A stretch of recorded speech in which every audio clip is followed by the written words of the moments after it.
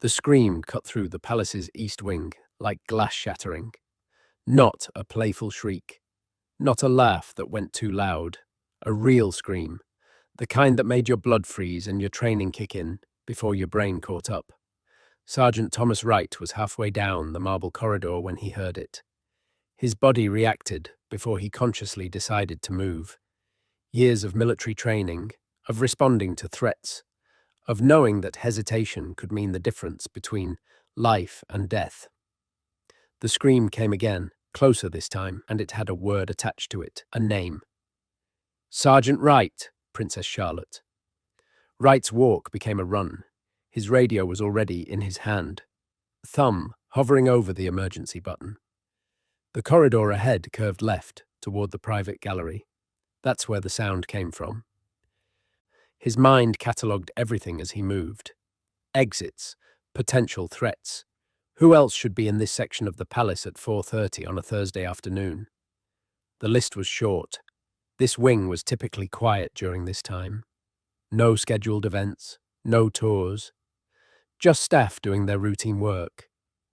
He rounded the corner and saw her. Charlotte stood in the middle of the hallway, both hands pressed against a door. Not just any door, the entrance to the west storage rooms. Old furniture, archived documents, items waiting to be catalogued or moved to other locations.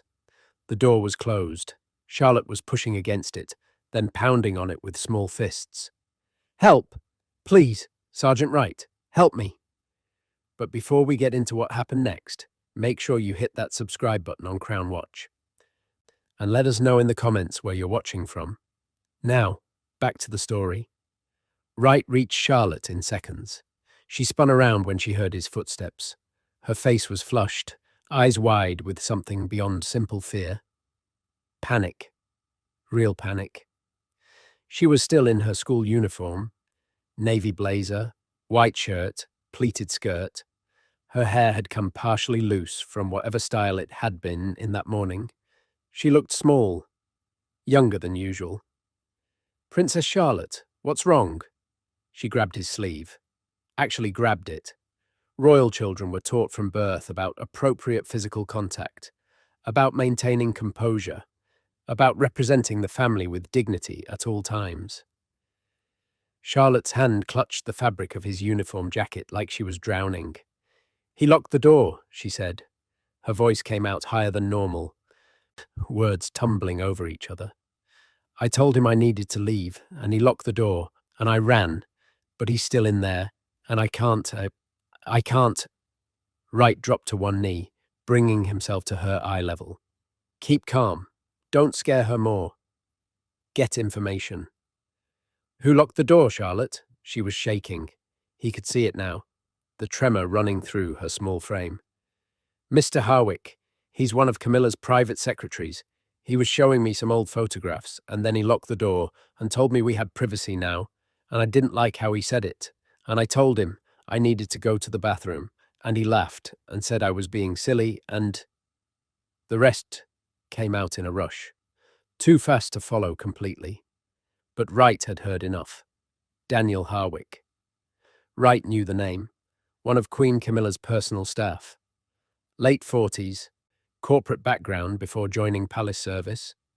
Always wore expensive suits. Always had that smooth charm that some people found reassuring and others found unsettling. Wright had found it unsettling. "Where are you supposed to be right now?" he asked Charlotte, keeping his voice steady. "With Mum. She's in a meeting that runs until 5. Mr. Harwick said he'd been asked to keep me entertained for an hour. He said Camilla personally requested it." Charlotte's eyes filled with tears. She was trying very hard not to shed. "I didn't want to be rude, but something felt wrong, and I remembered what Mum told me about trusting my feelings, and I ran, and he didn't chase me. But he's still in there. And what if? You did exactly the right thing." Wright squeezed her shoulder gently. "I need you to do something for me now, all right? I need you to walk to the main security station. I know where it is." "Good, go there. Tell whoever's on duty, it should be Sergeant Morris. Tell him I sent you and that you're to stay there until your mother or I come to get you." Can you do that? Charlotte nodded. She was still shaking, but some colour was returning to her face. Having a task helped. Having an adult taking her seriously helped. What are you going to do? My job, Wright said simply. He watched her go, making sure she actually headed toward the security station before he turned his attention to the locked door. His hand went to his radio. Wright to control. The response crackled back immediately. Go ahead, Wright. I need backup at the west storage entrance, east wing. I have a potentially unsafe situation involving palace staff. Also need confirmation on Queen Camilla's schedule, specifically whether she requested Princess Charlotte be supervised by her private secretary this afternoon. A pause. Then, back up en route. Stand by on the schedule check. Wright approached the door. It was old oak, original to the palace. Beautiful craftsmanship. Heavy. The lock was modern, though. Electronic keycard system installed during the security upgrade 3 years ago. He tried the handle anyway. Locked. He knocked. Professional. Controlled. Mr. Harwick, this is Sergeant Wright, Royal Guard. I need you to open this door, please. Nothing. Wright knocked again, harder this time. Mr. Harwick, open the door. Now. Still nothing. But Wright heard something else. Movement inside. Someone walking. The sound of something being shifted or moved. Whatever was happening in there. Harwick was aware that Wright was outside. He just wasn't responding. Wright's mind went to his training. Not palace protocol training. That came later. The earlier stuff. Military service. 7 years. Most of it in situations where reading a room wrong could get people killed. He'd learned to trust his gut when something felt off. This felt off. Charlotte's account could be innocent, could be a misunderstanding. A nervous child overreacting to a closed door and an adult she didn't know well. That was possible. But Charlotte wasn't a nervous child prone to overreacting. She was the daughter of the future king.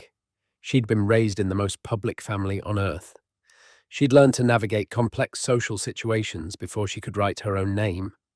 She'd been taught to be polite, accommodating, never to make a scene. For her to run screaming for help, something had to be genuinely wrong. Wright pulled out his master keycard. All senior guards had them, access to most palace rooms in case of emergency. He swiped it. The lock beeped. Red light. Access denied. He tried again. Red light. That was wrong. The MasterCards worked on storage rooms. Always. Wright had used his card on this very door 2 months ago when helping move some archived furniture. Someone had changed the access permissions. Footsteps approached from behind. Wright turned to see Sergeant Morris arriving, slightly out of breath. Charlotte's at the station, Morris said. What's the situation? Locked door. Palace staff member inside. Princess Charlotte reported feeling unsafe in his presence. He's not responding to requests to open the door, and someone's modified the electronic lock to prevent master keycard access. Morris's expression went hard. He was older than Wright, close to retirement. 30 years of service. He'd seen a lot. But this was clearly new territory. Your orders? Morris asked. Wright made a decision. I'm going in. If this is nothing, I'll accept the consequences. But I'm not standing here while a member of the royal family is potentially in danger, or while we don't know what's happening behind that door. The door's solid oak. Electronic lock override would take... I know. Wright looked at the door, calculating. The frame, the hinges, the weak points. But the frame is older. I can force it if I have to. Morris nodded slowly. I'll document that I agreed with your assessment of the threat. Wright appreciated that. Morris putting his own career on the line too. Backing his judgment. The radio crackled. Control to Wright. Confirmation on your query. Queen Camilla did not request supervision of Princess Charlotte this afternoon. She's currently at a charity event in South London. Her office has no record of any such arrangement. Wright and Morris locked eyes. Force the door, Morris said. Wright stepped back, measuring the distance. The door opened inward. That meant the hinges were on the inside. Couldn't remove them. But the frame was original 19th century construction. Wood, not reinforced steel like newer security doors. The lock plate was screwed into that old wood. He lifted his leg and drove his boot into the door just beside the handle. The impact jolted up his leg. The door shuddered, but held. Again. Harder this time. The wood around the lock plate started to splinter. Third kick. The frame cracked. The door flew inward, slamming against the interior wall. Wright went through fast, hand on his baton, scanning the room for threats. The storage room was larger than it looked from outside. Rows of shelving filled with archived materials. Old furniture covered in sheets. Boxes stacked along the walls. Dim light from windows set high in the far wall. The whole space smelled of dust and old paper. And there, in the back corner, stood Daniel Harwick. He was alone, no weapon visible. Just standing there in his expensive charcoal suit, hands in his pockets, expression calm, too calm. "Sergeant Wright," Harwick said pleasantly. "Was the dramatic entrance really necessary? You've damaged palace property." Wright didn't move from the doorway. His eyes swept the room again, looking for anything out of place, anything that would explain Charlotte's panic. "Where's Princess Charlotte?" Harwick asked. "She ran off before we finished our conversation. I was about to come looking for her." "Princess Charlotte is safe." Wright kept his voice level, professional. "She reported feeling unsafe in your presence. She said you locked the door." Harwick laughed. Actually laughed. Light, dismissive, the kind of laugh designed to make someone else feel ridiculous. "Is that what she said? Children and their imaginations. We were looking at old photographs. Perfectly innocent activity. And I suppose she got bored and decided to create some excitement." He gestured around the room. "As you can see, there's nothing sinister happening here. Though I would appreciate if you'd knock next time rather than destroying a door that's probably worth more than your annual salary." Morris appeared in the doorway behind Wright. "The door was locked," Wright said. "She couldn't get out." "The door sticks sometimes," Harwick replied smoothly. "Old building, old doors. I'm sure she just couldn't work the handle properly. I would have helped her if she'd asked instead of running off." Wright took a step into the room. Something was wrong here. The explanation sounded reasonable, but Harwick's body language didn't match his casual tone. He was too still, too controlled, and his eyes kept flicking to something behind Wright. Not the door, something else. "My master keycard didn't work on the lock," Wright said. "Did you try it twice?" "Sometimes they need 2 swipes." "Access was denied." Harwick shrugged. "Take it up with maintenance. I'm not responsible for faulty card readers." Morris spoke up. "We've confirmed with Queen Camilla's office. She didn't arrange for you to supervise Princess Charlotte this afternoon." For the first time, Harwick's expression shifted. Just slightly. A flicker of something that might have been anger quickly smoothed over. "I'm certain there's been some miscommunication," he said. "I received a message this morning asking me to keep the princess occupied between 4:30 and 5 while her mother was in meetings. Perhaps it came through unofficial channels and wasn't properly logged.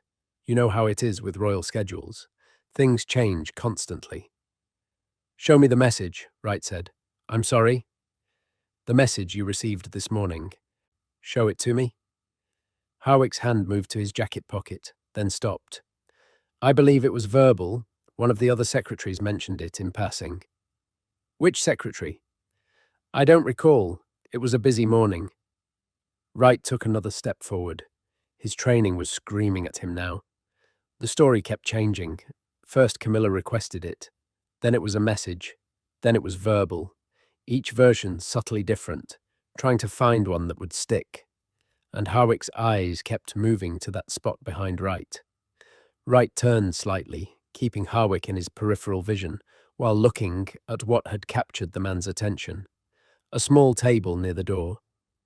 Wright had passed it coming in, barely noticed it. Now he looked more carefully. A camera on a tripod, professional equipment. Powered on, there was a small red light indicating it was recordings or in standby mode. Next to it, a ring light, also powered on, though dimmed, and on the table itself, carefully arranged, several old photograph albums, the kind the Royal Collection kept in archives, but also something else, something that made Wright's stomach drop. A tablet, screen still lit. On that screen, a web page. Wright couldn't read it from this distance, but he could see enough. Chat interface, multiple usernames, streaming video setup. Morris saw it too. Wright heard the older sergeant's sharp intake of breath. "Mr. Harwick," Wright said, his voice gone very quiet, "I'm going to need you to stay exactly where you are." Harwick's pleasant expression cracked. "You're overstepping, Sergeant. I'm a member of the Queen's household staff." "You can't." "I can, and I am." Wright pulled out his radio. "Control, this is Wright. I need Detective Inspector Pierce here immediately. We have a potential criminal situation. Also need the Royal Collection Curator to verify some items." What happened next shocked everyone who witnessed it. But first, drop a comment and let us know. Would you have done the same thing in his position? Now, here's what the guard discovered. Wright moved to the table, while Morris kept position in the doorway, eyes on Harwick. Up close, the setup was even more damning than it had looked from across the room. The camera was angled toward a small cleared area near the window. Better lighting there. Someone had moved furniture aside to create a space. In that space, 2 chairs facing each other, child-sized distance apart. The photograph albums on the table were genuine Royal Collection items. Wright could see the archive tags, but they'd been selected deliberately. He flipped one open, images from the 1980s and 90s, young princes and princesses, innocent family photographs. Exactly the kind of material you'd use to make a child comfortable, to establish that this was official palace business. The tablet showed what appeared to be a streaming service, not YouTube or anything mainstream. Something else, something with a chat function where usernames were strings of numbers and letters. Anonymous. "This is absurd," Harwick said, but his voice had lost that smooth confidence. "You're constructing a narrative based on nothing. I was documenting archival materials for the collection. The camera is for work purposes. This is a complete misunderstanding that's going to cost you your position when I report this to—" "To who?" Morris asked from the doorway. "Queen Camilla, the woman who apparently didn't ask you to do any of this?" Harwick's jaw tightened. Wright looked at the camera more closely. It was running, not recording to an internal card, but connected wirelessly to something. The tablet, probably. He'd been live streaming, or getting ready to. The room's setup told a story. Get the child comfortable with official-looking activity. Lock the door so she can't leave. Position her in the well-lit area. Turn on the camera. Whatever happened next would be broadcast to whoever was watching on the other end of that anonymous streaming service. But Charlotte had trusted her instincts. She'd made an excuse and run. Wright felt sick. He also felt grateful beyond words that Charlotte had been smart enough, brave enough to get away before whatever Harwick had planned could happen. "Sergeant Morris," Wright said, not taking his eyes off Harwick. "Please secure that table and everything on it. Don't touch the electronics. They're evidence." "Evidence of what?" Harwick demanded. His voice rose. "This is harassment. I'm going to file a formal complaint. You have no authority to—" The door opened wider. Detective Inspector David Pierce stepped through, followed by 2 uniformed Metropolitan Police officers. Pierce was in his 50s, compact and sharp-eyed. He'd worked palace security liaison for a decade. Nothing much surprised him. This, apparently, did. Pierce took in the scene, the forced door, the camera setup, Harwick's defensive posture. Wright's protective stance near the evidence. "Sergeant Wright," Pierce said calmly. "Report." Wright laid it out, clearly and concisely. Charlotte's scream. Her account of being locked in with Harwick, the falsified authorization to supervise her, the locked door that shouldn't have been locked, the camera and streaming equipment, everything. Pierce listened without interrupting. Then he turned to Harwick. "Mr. Harwick, I'm going to need you to come with me for questioning. You're not under arrest at this time, but I would strongly suggest you cooperate." "I want my solicitor," Harwick said immediately. "That's your right." Pierce nodded to the officers. They moved to flank Harwick, not touching him, but making their presence clear. "Officers will escort you to an interview room. Do not attempt to access any electronic devices. Do not contact anyone. Am I clear?" Harwick's face had gone very pale. He looked at Wright with something that might have been hatred or might have been fear. Hard to tell. As the officers led Harwick out, Pierce approached the table. He pulled out his phone and started photographing everything without touching anything. "The tablet's still connected," Pierce said quietly. "Streaming service is still active. I'm going to need the tech team here to preserve this before we shut it down." He looked at Wright. "Where's Princess Charlotte now?" "Security station with Sergeant Morris." Wright stopped. Morris was right here. Had been the whole time. Morris caught Wright's confusion. "Corporal Davies took over when I came to back you up. Charlotte's with him." "I need to interview her," Pierce said, "but gently. And with her mother present." "Princess Kate's in a meeting until 5, Wright said. "Not anymore." Pierce showed Wright his phone. A text message from Palace Communications. "Meeting concluded early. Princess of Wales en route to security station. Someone had called Kate, told her what was happening. She was already moving." Wright felt a weight lift slightly. Charlotte would have her mother soon. That was good. That was important. Pierce studied the room again. "You made the right call forcing that door, Sergeant. If you waited for authorization, we might not have caught this." He paused. "We might not have caught him before." He didn't finish, didn't need to. Wright's mind filled in the blank easily enough. Before he did whatever he'd planned to do, before Charlotte became a victim instead of a lucky escape. "I need your statement," Pierce said. "Detailed timeline, exact words Charlotte used, everything you observed. But first, I imagine Princess Kate will want to speak with you." Wright nodded. His hands, he noticed, were shaking slightly. Adrenaline wearing off. The full impact of what almost happened settling in. A young girl, royal or not, famous or not, just a young girl who'd been targeted by someone who'd infiltrated palace staff, specifically to gain access to her. How long had Harwick been planning this? How long had he been working his way into a position of trust, building his credentials, waiting for the right opportunity? The questions made Wright feel cold. Morris clapped him on the shoulder. "You did good, lad. Trust your gut, you always said. You trusted it today." "Charlotte trusted hers," Wright replied. "She's the one who got away." They secured the room and headed toward the security station. Word had spread fast. Palace staff whispered in doorways. Guards stood at heightened alert. The usual, calm efficiency of the palace had shifted into something more tense and watchful. The security station was on the ground floor, east side. Small room, mostly monitors and communication equipment. Designed for guards to rotate through, not for comfort. When Wright arrived, he found Princess Kate sitting in one of the chairs. Charlotte was on her lap. Too old to be sitting on her mother's lap normally, but today wasn't normal. Charlotte's face was pressed into her mother's shoulder.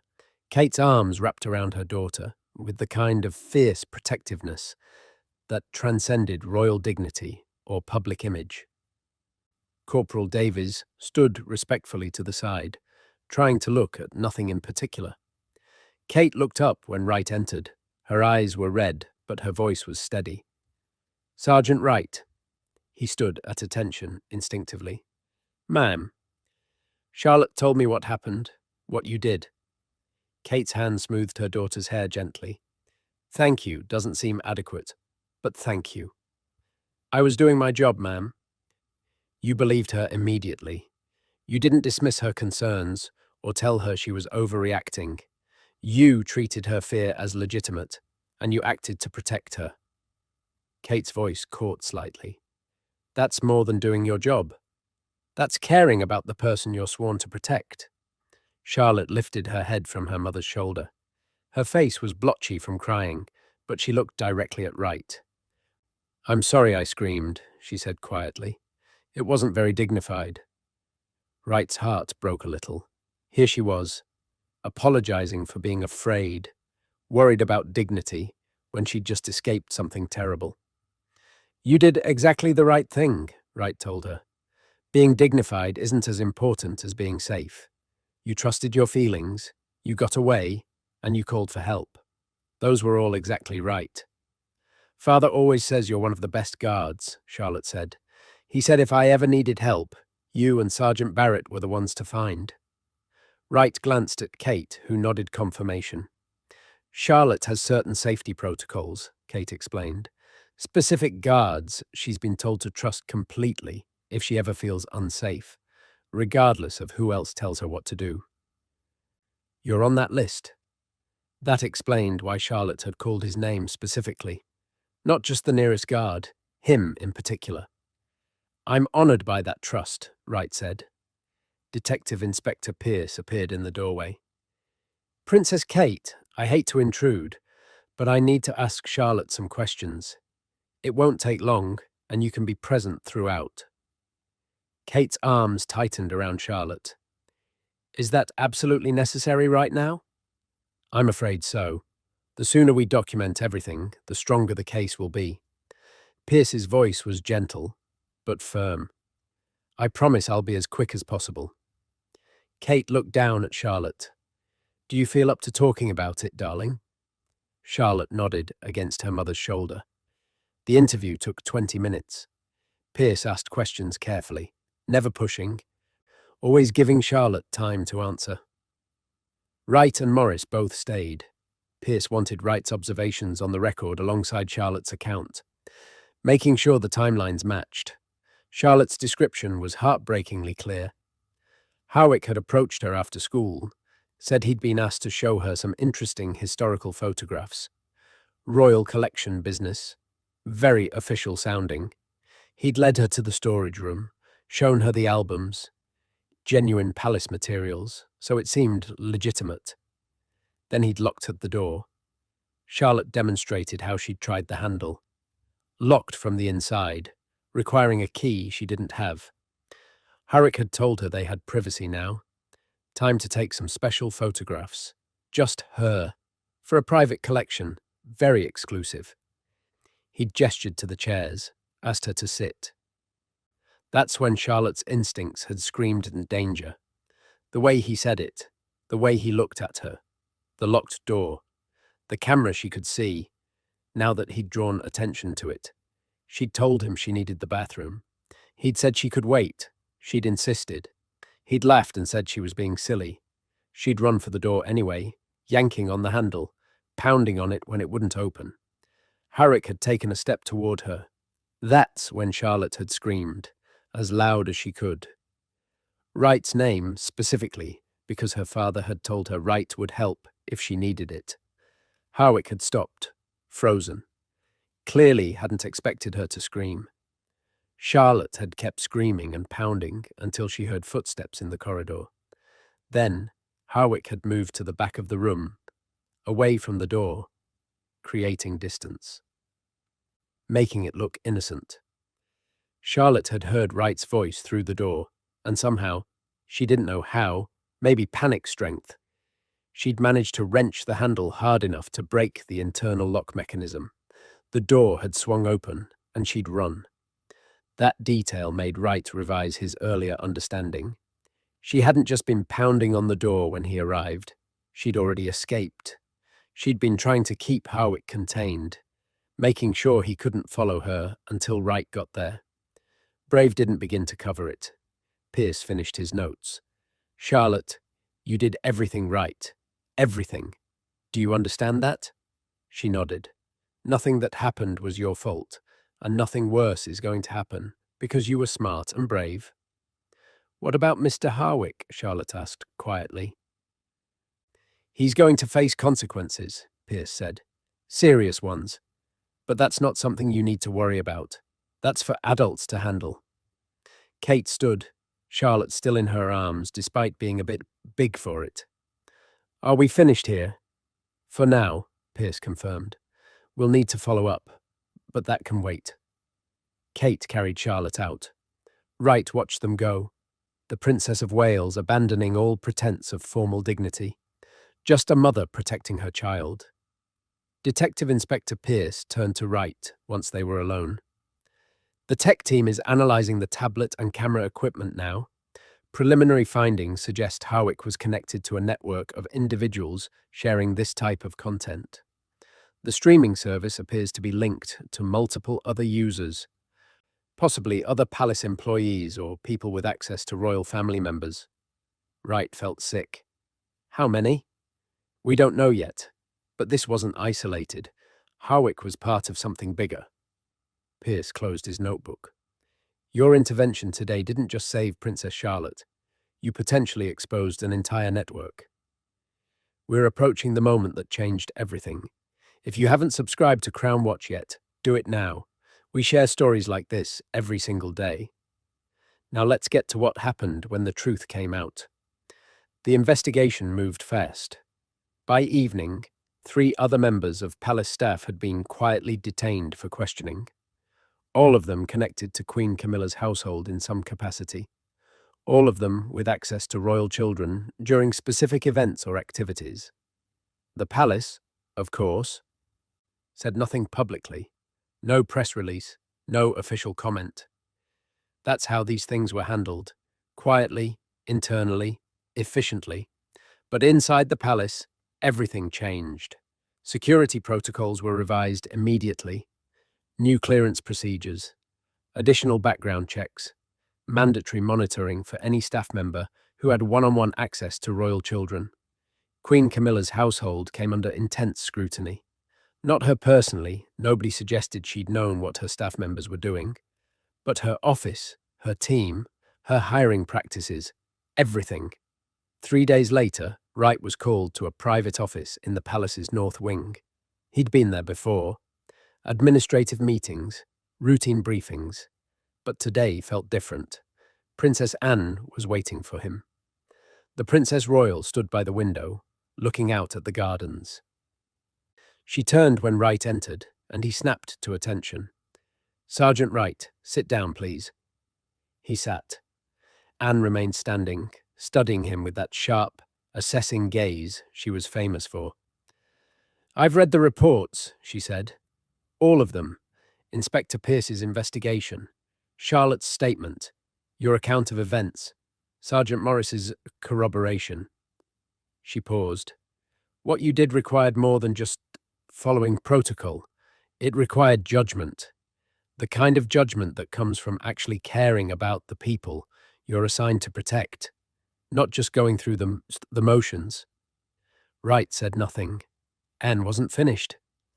Charlotte is 11 years old. She's been raised with every advantage, yes, but also with every pressure. The scrutiny, the expectations, the knowledge that her entire life will be lived in public. Anne's voice softened slightly. She's also a child who deserves to feel safe in her own home. What you did gave her that. I'm glad I was there, Ma'am. So am I. So is her family. Anne moved to the desk, picked up a folder. Your service record is impressive. 7 years military, multiple commendations. Transferred to Royal Protection 5 years ago. Excellent marks across the board. You're being considered for promotion to the Close Protection team. Wright kept his expression neutral.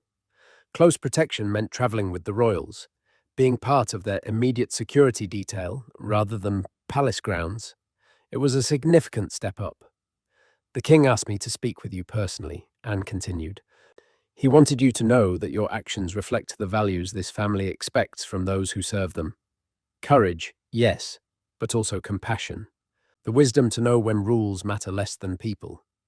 She held out a small box. Wright stood, accepted it. Inside was a medal, the Royal Victorian Order, given for personal service to the monarch or royal family. This is private recognition, Anne said. No ceremony, no press announcement. That's how Charlotte wants it. She doesn't want what happened to become public spectacle. But your service won't go unrecognized. Wright looked at the medal, then at Anne. Ma'am, I was just doing your job. Yes, I know. That's what makes you good at it. Anne's expression warmed slightly. Not quite a smile, but close. My mother always valued the guards who saw beyond the titles to the people underneath, who protected us as human beings, not just as symbols. You did that for Charlotte. The meeting ended shortly after. Wright returned to duty, the medal tucked away in his locker. He didn't tell anyone about it. That wasn't why he'd done what he'd done. 2 weeks later, the full extent of what they'd uncovered became clear. Harwick had been part of a network involving 7 people. Total. 3 palace staff members, 2 photographers with press credentials, and 2 technology specialists who managed the secure streaming service. They'd been operating for almost 2 years. Charlotte wasn't the first child they'd targeted. But thanks to her bravery and Wright's response, she would be the last. All 7 were arrested. The evidence was overwhelming. The streaming setup, chat logs, payment records. The tablet had contained enough information to trace the entire network. The trials were private.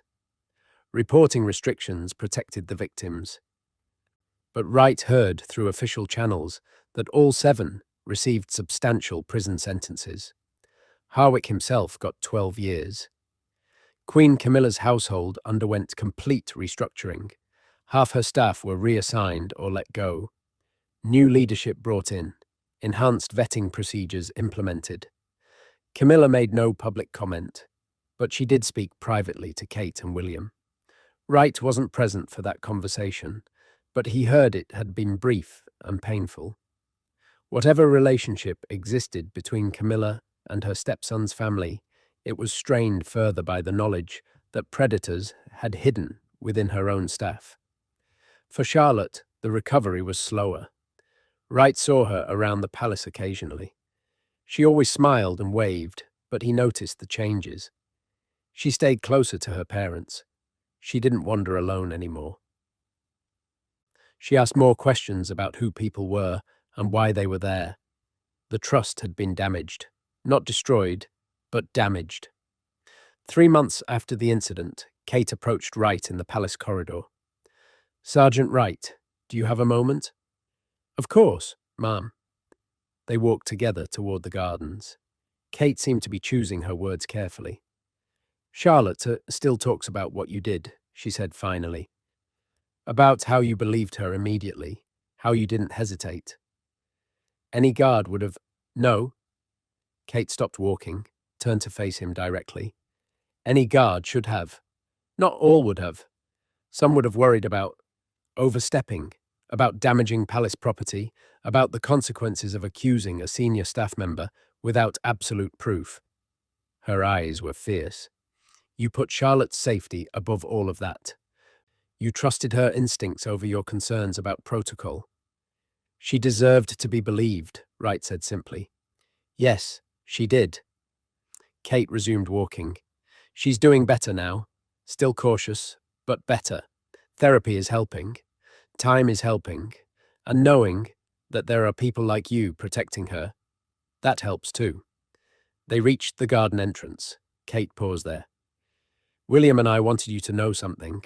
When we talk to our children about safety, about who to trust if they ever feel threatened, your name comes up. Not as one of the guards, specifically you, by name, as someone they can absolutely count on. Wright felt the weight of that responsibility settle on his shoulders. Heavy, but not unwelcome. I won't let them down, ma'am. I know you won't, Kate smiled, and for a moment she looked less like the future queen and more like a mother who was grateful her child was safe. Thank you, Sergeant Wright. Truly. She left. Wright stood in the garden entrance, looking out at the carefully maintained paths and flower beds. The palace stretched behind him, centuries of history and tradition and protocol, but also people. Real people who laughed and cried and sometimes felt afraid. That's what the uniform was really for. Not the ceremony, not the tradition, the people. Wright returned to his post, committed to remembering that every single day. The palace released one brief statement 3 months after the incident, carefully worded, legally vetted, revealing nothing specific. Following an internal security review, several staff members have been dismissed, and law enforcement has taken appropriate action regarding serious allegations. The royal family's safety protocols have been enhanced. No further comment will be made. That was it. 41 words, summarizing a nightmare almost realized, and a network of predators dismantled. But for those who knew the real story, those words carried the weight of what could have been, and the gratitude for what was prevented. Charlotte continued growing up in the public eye, attending events, smiling for cameras, learning what it meant to be royal. But she also learned something else that day in the storage room. She learned that her instincts mattered, that her fear was valid, that when something felt wrong, it was okay to run, to scream, to demand help. She learned that there were people who would believe her and protect her. And perhaps most importantly, she learned that being royal didn't mean being alone. It meant being surrounded by people who took their duty to protect her seriously. Not just her title or her position, but her as a person. Wright never spoke publicly about what happened. The medal stayed in his locker. He continued his duties, was eventually promoted to the close protection team, travelled with the royal family on official visits. And every time he saw Charlotte at an event or ceremony, she would catch his eye and offer a small smile, a private acknowledgement of what they both knew. She had trusted her instincts. He had trusted her. Together, they had prevented something terrible. Sometimes, that's what duty looked like. Not the ceremonial uniform or the formal protocols, just a child brave enough to run and an adult willing to break down a door to reach her. It's a reminder that protecting people, really protecting them, means listening when they say something's wrong. It means trusting their fear even when you can't see the threat. It means understanding that sometimes the most dangerous predators are the ones who've learned to blend in, to seem trustworthy, to use official positions and smooth words to gain access to victims. Harwick had counted on people dismissing a child's fear. He'd counted on adults prioritizing protocol over instinct. He'd counted on the palace's natural tendency toward discretion, preventing anyone from making a scene. He hadn't counted on Charlotte being brave enough to scream for help. And he hadn't counted on a guard who valued people over procedures. That combination, a child who trusted her instincts and an adult who believed her, made all the difference. If this story showed you something about the Royal Guards you didn't know before, make sure you're subscribed to Crown Watch. We share these untold stories from inside the palace every single day. Tomorrow's story is even more shocking. A royal guard discovers what Camilla's staff has been doing with palace antiques, and what he finds in the locked vault will leave you speechless. You won't want to miss it. Drop a comment below and let us know. Do you think Charlotte's parents should have been told about the safety protocols that allowed this to happen in the first place? We'll see you in the next one.